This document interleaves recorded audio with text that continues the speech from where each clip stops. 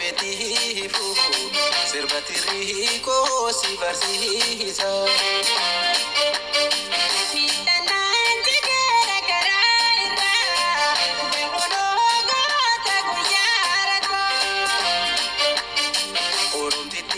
Martin dugda jiso